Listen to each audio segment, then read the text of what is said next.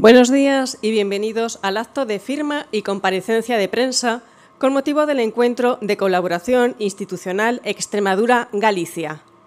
A continuación, la presidenta de la Junta de Extremadura, María Guardiola, y el presidente de la Xunta de Galicia, Alfonso Rueda, proceden a la firma de la Declaración Institucional de la Comunidad Autónoma de Extremadura y la Xunta de Galicia.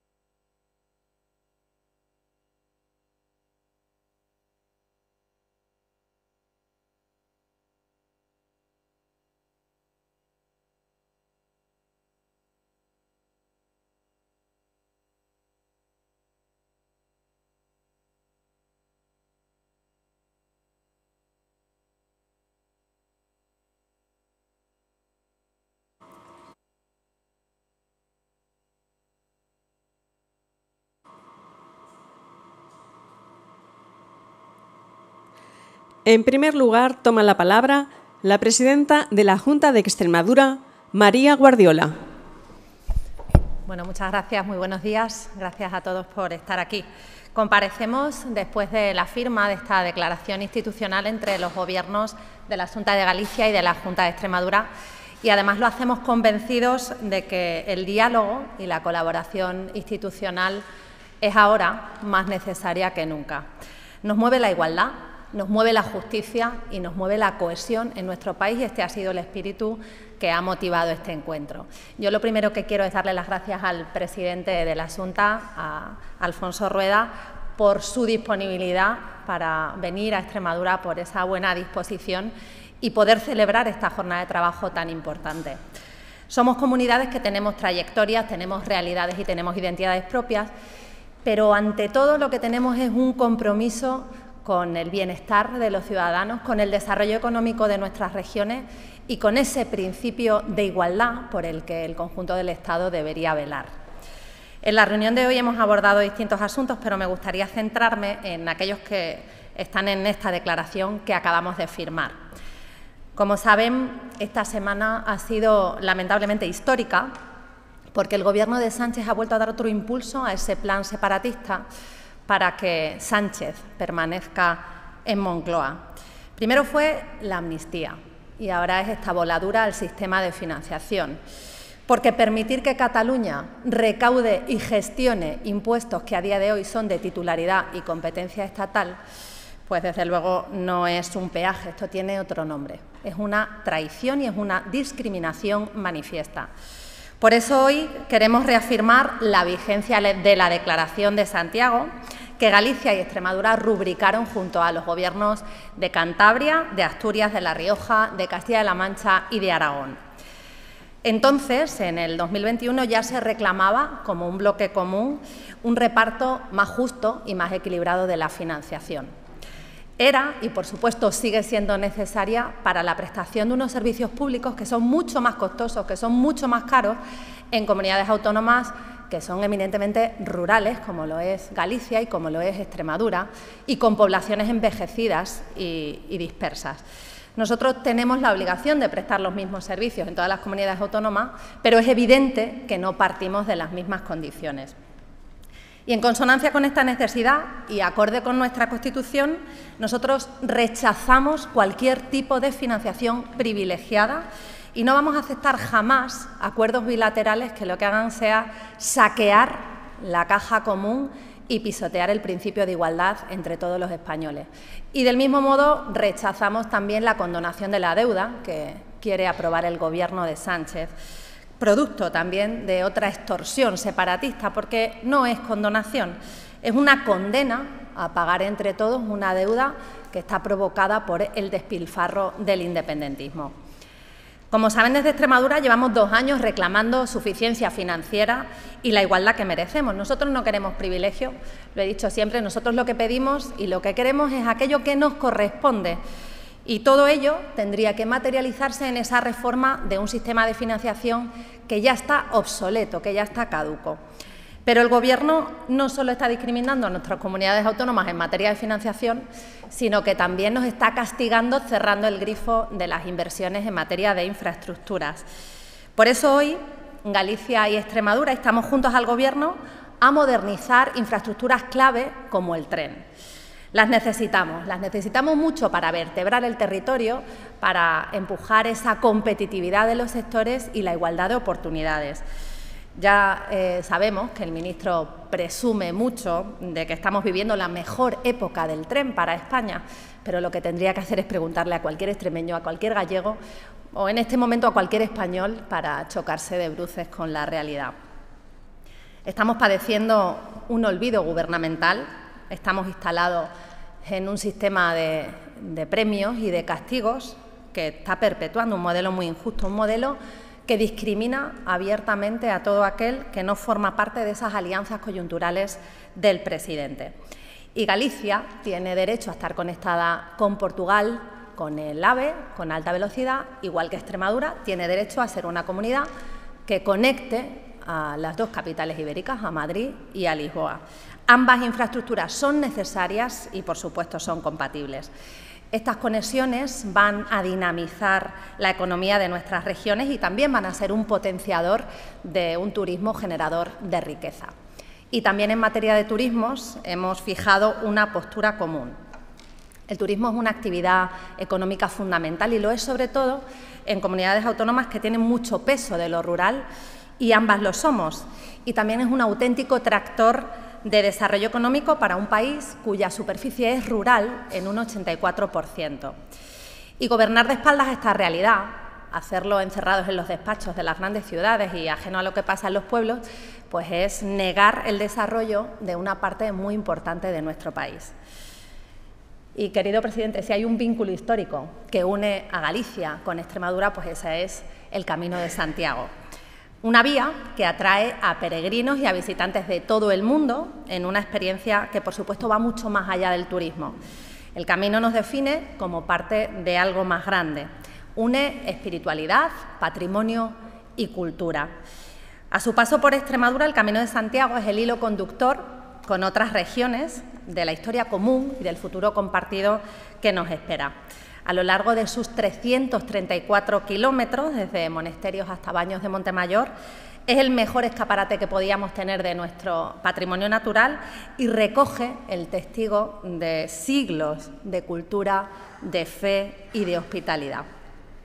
Extremadura siente el Camino de Santiago como esa herencia de siglos que debemos proteger y debemos potenciar. Y por eso desde la Junta de Extremadura nosotros cuidamos la señalización, lo promocionamos dentro y fuera de España, apoyamos albergues, centros de interpretación, editamos guías y también estimulamos el recorrido con actividades culturales. Un respaldo institucional que, por supuesto, es muy necesario para un camino que también nos proyecta. Y en consonancia con ese apoyo les quiero informar que al término de esta comparecencia el presidente y yo nos vamos a desplazar a Cáceres para descubrir un nuevo monolito de señalización de esta ruta del Camino de Santiago.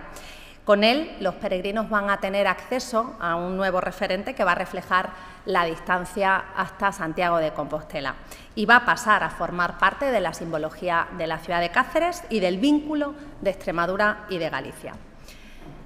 En un tiempo político donde algunos levantan muros, donde se alienta la crispación y la polarización, nosotros tenemos muy claro que la senda acertada es la de la coherencia, la de la cordura y la de la colaboración entre las instituciones.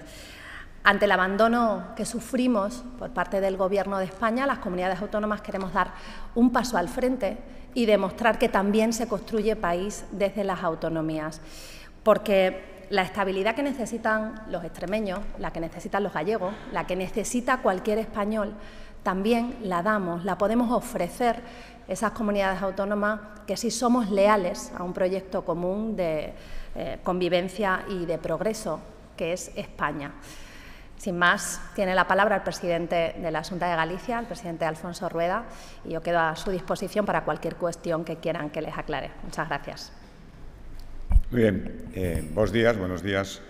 Muchas gracias a a la presidenta, a María Guardiola, y a su consejero de presidencia por acogernos hoy en esta ciudad, en esta comunidad autónoma y en esta visita en la que, efectivamente, la verdad es que coincidimos en unos cuantos foros y tenemos ocasión de hablar de asuntos de interés común, pero hoy queríamos centrarlo en los asuntos que la presidenta acaba de explicar, o por hacer alguna aportación más a lo tratado y a lo acordado y a lo reflejado en lo que acabamos de firmar. Me gustaría, primero, agradecer la hospitalidad y la voluntad de entender, lo decía ayer en Galicia, refiriéndome a esta visita, la unión hace la fuerza, y creo que en estos momentos necesitamos estar unidos frente a retos, todos muy importantes, algunos muy urgentes, frente a los que tenemos que tener una postura común y reaccionar. Centrándonos en los tres temas a los que se refiere la presidenta, efectivamente, el tema de las infraestructuras y especialmente el tema del ferrocarril es algo que preocupa en Extremadura, evidentemente, es notorio, y también en Galicia. Somos comunidades periféricas y, por lo tanto, para nosotros es absolutamente fundamental tener unas buenas comunicaciones, y hoy en día las comunicaciones ferroviarias son un antes y un después y define muchas veces la capacidad de tener futuro en transporte de mercancías, en transporte de viajeros, o perder competitividad.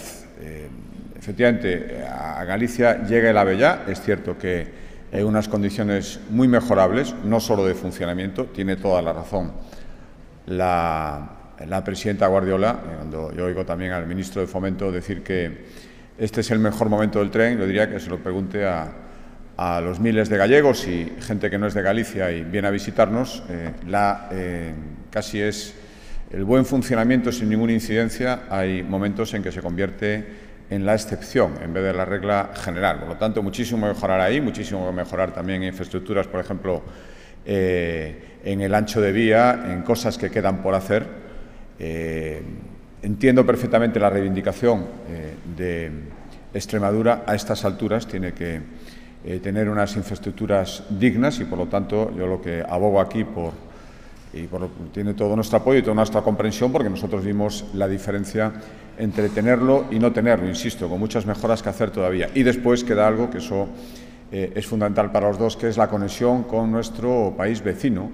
Ambos somos territorios fronterizos de Portugal. Portugal ha hecho una apuesta clarísima, ratificada.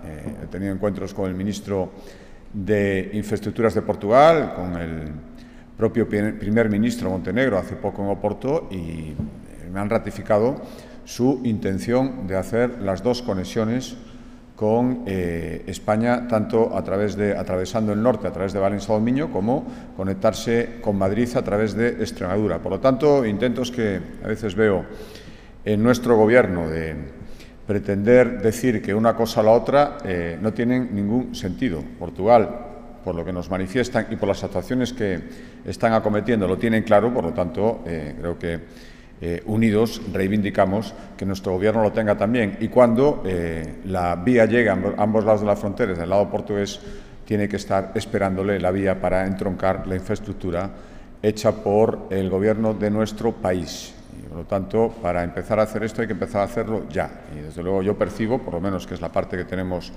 más monitorizada, que en la conexión que habría que hacer desde Vigo hasta la frontera portuguesa, la diligencia del Gobierno de España es mucho menor, lamento decirlo, que la del Gobierno de Portugal. Por lo tanto, ambos decimos que esas conexiones son necesarias.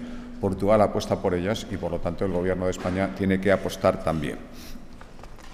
El segundo asunto, antes dejo el tema de la financiación como tercer asunto sobre el que hablar. El segundo asunto, la promoción del Camino de Santiago, lo considero absolutamente fundamental. Explicaba ahora la presidenta Guardiola en la reunión de trabajo que hemos tenido cuál es la situación actual y lo que ha supuesto el Camino de Santiago, especialmente en Galicia. Tenemos la enorme suerte de ser el final de todos los caminos, pero somos, precisamente por eso, perfectamente conscientes de que para llegar a Santiago antes hay que atravesar muchísimos territorios y que al final la sensación, la memoria, lo que va a transmitir a otros posibles peregrinos, las personas que entran en Santiago, es un conjunto de todas las experiencias de los sitios por los que han pasado.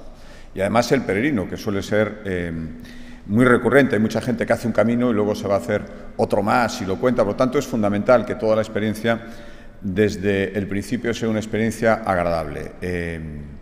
Este año, y viendo las cifras a 30 de junio, y viendo además las del mes de julio, ya hemos transcurrido la mitad, son cifras espectaculares. El año pasado nos quedamos a menos de 1.000 compostelas de la Compostela número 500.000. Y eso es la gente que llega y pide la Compostela. Hay mucha gente que hace el camino y por las razones que sea, porque ya lo he hecho más veces, porque no pide ese documento, calculen ustedes que como mínimo un 30% más. Por lo tanto, probablemente el año pasado 800.000 personas llegaran a Santiago de Compostela haciendo el camino. Este año todo indica que esa cifra se va a superar y estamos además a apenas un año y medio del próximo año Xacobeo, del próximo año santo, que es el año 2027. Por lo tanto, lo que pretendemos es, manteniendo la potencia de los caminos con más afluencia, intentar que otros caminos reconocidos entre los caminos oficiales, con muchísima tradición, con muchísimas posibilidades, con muchísimo potencial, puedan desarrollarlo plenamente. Y la Vía de la Plata es el ejemplo perfecto. Le comentaba a la presidenta Guardiola que el camino portugués, que a día de hoy tiene cifras, pues, no iguales, pero cada vez más parecidas al camino francés, que es el camino con más peregrinos, hace no demasiados años tenía cifras parecidas a lo que tiene ahora la Vía de la Plata. Por lo tanto, una buena labor de promoción, una buena labor de colaboración, una buena labor de difusión, una buena coordinación, creo que tiene muchísimas potencialidades en el caso de la Vía de la Plata y no hace falta decir cómo los caminos de Santiago transforman las zonas por las que transcurren, muchas veces por zonas rurales, muchas veces por zonas que ven un florecimiento de todo lo que tiene que ver con el sector servicios, hostelería y luego lo que tiene que ver con la promoción de los lugares y, por lo tanto, de la comunidad autónoma. Por lo tanto, creo que este es un camino en el que queremos poner un especial énfasis de aquí al año Xacobeo. Somos conscientes de que, además, es un camino que utilizan peregrinos de largo recorrido y, por lo tanto, muchos de los que llegan a Santiago lo hacen por la Vía de la Plata después de atravesar Extremadura. Y lo que contaba la presidenta, ese acto simbólico, pero creo que con mucha potencia, que es poner un mojón, un hito del Camino de Santiago en Cáceres. Yo lo agradezco muchísimo por lo que tiene de promoción y por lo que tiene de mensaje que lanzamos de la decisión de potenciar esta ruta y, por lo tanto, lo iremos viendo en acciones conjuntas de aquí al Año Santo. Y le he dicho a la presidenta que la espero, si puede ser incluso antes del 27, para hacer simbólicamente un pequeño tramo de la Vía de la Plata entrando en Santiago de Compostela. Estaremos encantados y comprobará en la Plaza del Obradoiro como hay muchos extremeños que seguro que la reconocen cuando está allí. El otro día, casualmente, había un grupo grande que venían de Extremadura llegando al Obradoiro por la Vía de la Plata. Y el último tema, efectivamente, es un tema, les hablaba de retos al principio y necesidad de estar unidos y reaccionar. Extremadura, junto con Galicia, es una de las 8 comunidades autónomas que hace algo más de 3 años firmó lo que se llamó la Declaración de Santiago, que no era ni más ni menos que la constatación, frente a los argumentos del Gobierno central, frente a los argumentos de Pedro Sánchez, que no convoca el Consejo de Política Fiscal y Financiera, no aborda un nuevo modelo de financiación autonómica, porque es prácticamente imposible que las comunidades autónomas nos pongamos de acuerdo. La Declaración de Santiago es la demostración de que no es así. Allá hay puntos comunes, a día de hoy perfectamente vigentes, para las comunidades autónomas que lo firmamos, y hubo cambios de color político, cambios de titulares al frente de los gobiernos autonómicos, pero los puntos siguen vigentes porque eran absolutamente lógicos. Mantienen toda la actualidad, si me lo permiten ahora, muchísimo más, y sería un punto de partida perfecto para empezar una negociación en el seno del Consejo de Política Fiscal y Financiera, que es donde hay que hacer las cosas.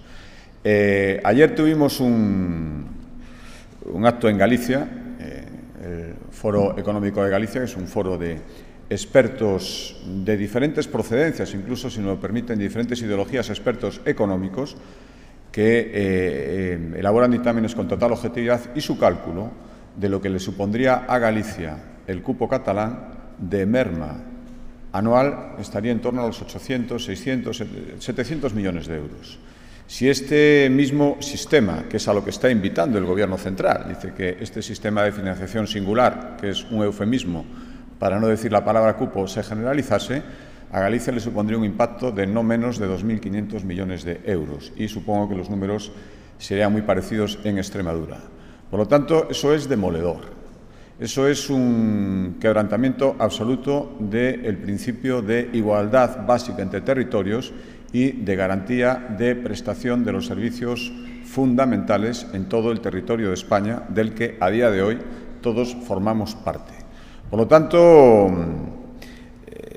decía ayer también en Galicia, hablando sobre esta visita, la unión hace la fuerza y, por lo tanto, unir nuestras voces. En primer lugar, para decir que esto sería un golpe demoledor a la capacidad de prestación de servicios a nuestros administrados. Sería un golpe demoledor contra la unidad económica, que es parte de la unidad de nuestro país. Me permite uno de los elementos fundamentales. Y es algo que no tendría vuelta atrás y que se hace exclusivamente, y creo que a estas alturas nadie puede dudar, exclusivamente porque al presidente del Gobierno le interesa seguir teniendo el apoyo para poder seguir siendo eso, presidente del Gobierno, no puede hacerlo a costa de los intereses de los gallegos y de los extremeños y de otras muchas comunidades autónomas, algunas gobernadas por el Partido Socialista, que ya han alzado su voz también en un ejercicio de valentía y de coherencia que es de reconocer, por cierto, firmantes también, tanto Asturias como Castilla-La Mancha, de la Declaración de Santiago. Por lo tanto, yo creo que estar hoy aquí hablando de esto, efectivamente, cada uno tenemos nuestras peculiaridades y Extremadura tiene unas necesidades específicas de financiación, Galicia tiene otras, pero al final coincidimos en lo básico, en lo fundamental, que es pedir que no se quiebre un principio sagrado, que es la igualdad económica y la solidaridad entre territorios y, sobre todo, que no se quiebre. Siempre es injustificable, pero mucho más cuando se está haciendo por la supervivencia personal de una sola persona, que es el presidente del Gobierno. Por tanto, veremos finalmente qué es lo que se ha acordado, porque aquí esa es otra, la falta de transparencia, la ambigüedad calculada, probablemente para no reconocer lo que ellos mismos saben que es un disparate, forma parte de todo esto. Necesitamos saber exactamente lo que se ha acordado, o lo que quieren acordar más bien, y en función de eso reaccionar. Ojalá que no tengamos que hacerlo, ojalá que impere la cordura, pero si no, yo agradezco muchísimo constatar que todo lo que firmamos en Santiago hace tiempo, todo lo que estamos diciendo, lo mantenemos con toda la potencia y con toda la determinación Galicia y Extremadura. Por lo tanto, muchísimas gracias, presidenta, y vuelvo a decir, te espero en Santiago de Compostela y te agradezco muchísimo tu hospitalidad y esa unión dentro de nuestras propias características que hay entre Galicia y Extremadura. Tenemos además ese pequeño nexo a través de la lengua, esa fala que hay en algunas zonas de Extremadura que coincide en gran parte con galego que hablamos en Galicia. Muchísimas gracias. Gracias, presidente. Sí, presidenta, yo le iba a preguntar por otra cuestión. Hoy finaliza el plazo para que las empresas interesadas en desmantelar Almaraz puedan optar a ello. Sin embargo, todavía las propietarias no han presentado aquello a lo que se comprometieron, a pedir la prórroga. No sé si desde la Junta estáis en contacto con esas empresas propietarias, si le trasladan algún mensaje de que finalmente se va a hacer la petición de esa prórroga. Me gustaría conocer su opinión sobre la situación actual, por calificarla de alguna manera, de stand-by en la que estamos. Muy bien, muchas gracias. La información que tengo no es esa, la información que tengo es que las empresas propietarias sí han escrito una carta a la ministra solicitando la continuidad, en este caso de la central nuclear de Almaraz, que es la primera que está en la lista de su cierre. Lo que no tenemos información es de la contestación de la ministra a esa carta que han suscrito las propietarias de la central nuclear de Almaraz. Ellas sí han pedido su continuidad, no solo lo han hecho públicamente a través de los medios de comunicación, sino que la información que yo tengo es que le han mandado una carta a la ministra. Por tanto, yo espero que la ministra cumpla su palabra. La ministra os dijo a todos vosotros, nos dijo a todos los españoles, que dependía de la voluntad de las empresas. Las empresas tienen voluntad de continuar, de sentarse en la mesa, de analizar la fiscalidad y de poder dar solución a un despropósito más del Gobierno de España, cerrando una de las industrias más importantes que tiene nuestra región, sometiendo al apagón al norte de la provincia de Cáceres, dejando en la calle a más de 3.000 familias y, desde luego, poniendo en riesgo la soberanía energética de nuestro país, tan necesaria en un momento geopolítico como en el que nos encontramos.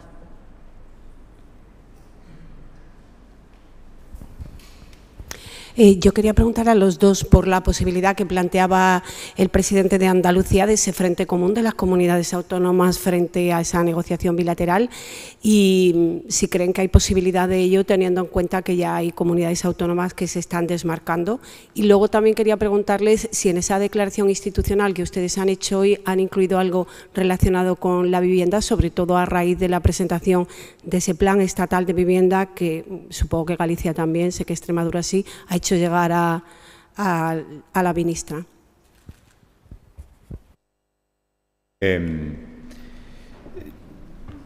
Lo decía, primero tenemos que saber exactamente qué es lo que se ha acordado, porque yo insisto mucho a pesar de los intentos que hemos hecho, supongo que cada uno individualmente, no sabemos otra cosa que lo que nos contaron después de esa reunión del presidente. Es esto, pero tampoco exactamente. Vamos a verlo, y por lo tanto yo creo que ya lo que estamos haciendo aquí, alzar la voz frente que no se les ocurra en ningún caso y que no renuncien a pactar un sistema de financiación entre todos. Discutiremos muchísimo, seguro.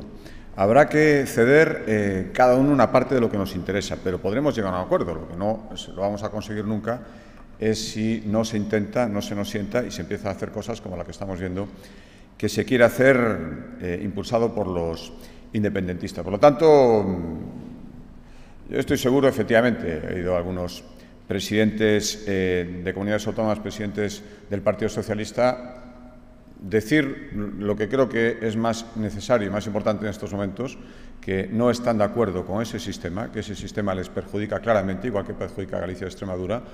Hablaban de, bueno, ya veremos, conforme la cosa avanza, cómo será la reacción. Yo, desde luego, unir nuestra voz, decir conjuntamente, representando a una parte muy importante de los españoles y, por lo tanto, de los ciudadanos de cada una de las comunidades autónomas, que por aquí no vamos a pasar, creo que es importante. Ya las fórmulas que utilicemos es un poco secundario. Y respecto a la segunda pregunta, bueno, al final podríamos hablar de tantísimos, podríamos haber reflejado muchísimos temas en el protocolo. Preferimos priorizar estos tres, no quiere decir que los otros no sean importantes. La vivienda es absolutamente fundamental.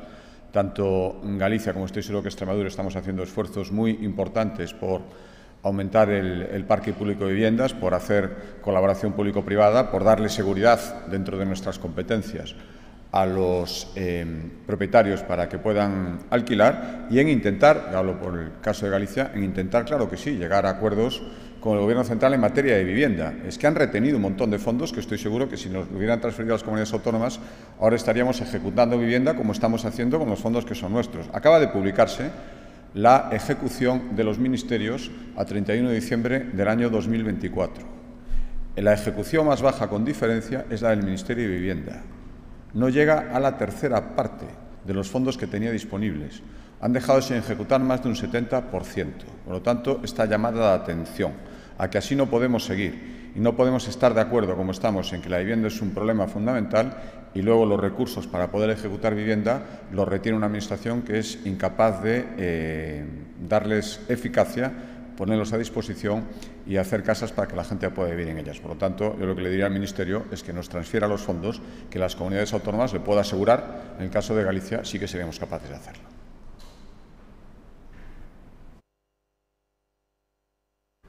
Muy bien. Yo creo que es evidente que solamente defiende el cupo separatista Moncloa y el independentismo. Y yo aquí el ejercicio que creo que deben hacer tanto el presidente Page como Barbón, que sí han mostrado públicamente su rechazo a esta reunión bilateral y a este cupo separatista, es dar un pasito más. Yo sí que pediría que cuando se cometen estos atropellos al Estado de Derecho, cuando se pisotea la Constitución, cuando se rompen principios fundamentales como la igualdad, la justicia, la solidaridad, lo que tienen es que comprometerse con su voto a rechazar todas estas cuestiones, porque en los discursos pues está muy bien, pero yo creo que lo que necesita España en este momento son hechos. y lo que deben hacer los presidentes tanto de Castilla-La Mancha como de Asturias es pues decirles a sus compañeros diputados del Congreso que tienen que rechazar esto de manera contundente. Y con respecto al tema de vivienda, ya sabéis que en Extremadura estamos poniendo en marcha muchas medidas para facilitar el acceso a la vivienda, dando prioridad fundamentalmente a los jóvenes. Vamos a ampliar el aval joven, que está dando unos magníficos resultados. Hemos firmado en estos últimos meses más de 500 hipotecas para menores de 40 años. Y vamos a seguir avanzando en esa senda. Yo creo que el presidente lo ha dicho muy bien. Las comunidades autónomas ejecutamos los fondos con muchísima más agilidad, tenemos muchísimo más claro cuáles son las prioridades en cada uno de nuestros territorios, y lo que tiene que hacer el Ministerio es dejar de buscar excusas para poner en marcha las necesidades, en este caso imperiosas, que tiene la sociedad extremeña, que tienen los jóvenes, que es el tener acceso a una vivienda digna.